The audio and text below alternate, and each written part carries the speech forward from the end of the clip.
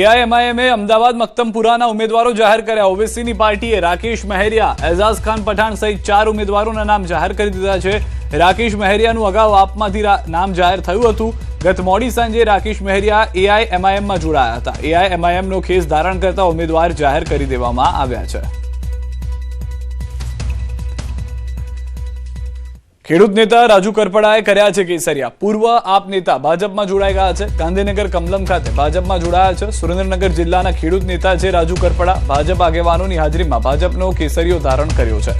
તો ભાજપમાં જોડાયા બાદ રાજુ કરપડાનું નિવેદન। આમ તો 2017-18માં ખેડૂત સંગઠનમાં ચલાવતો, ત્યારબાદ 2021માં એક પક્ષમાં જોડાયો। ચોક્કસ પક્ષમાં ખેડૂત અવાજ બુલંદ બનાવવા નીકળ્યા। જ્યારે કુદરતી આફત આવી ત્યારે અવાજ બનવાનો પ્રયાસ કર્યો।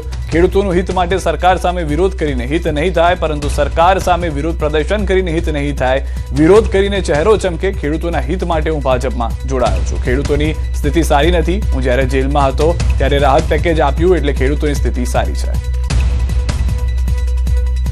આવડી મોટો સમાજ છે, સરકાર ખેડૂતો માટે ચિંતિત છે। આવનાર સમયમાં 100% પરિણામ મળશે। નહીં કરે તો અરે ન કરવાનો મુદ્દો જ ક્યાં આવે છે? કોઈ પણ રાજકીય પાર્ટી હશે, એને ખેડૂતોના મત જોઈએ છે। હું ચોક્કસથી માનું છું ભારતીય જનતા પાર્ટી ખેડૂત માટે ચિંતિત છે ને એટલા માટે 10,000 કરોડ રૂપિયાનું રાહત પેકેજ જાહેર કર્યું।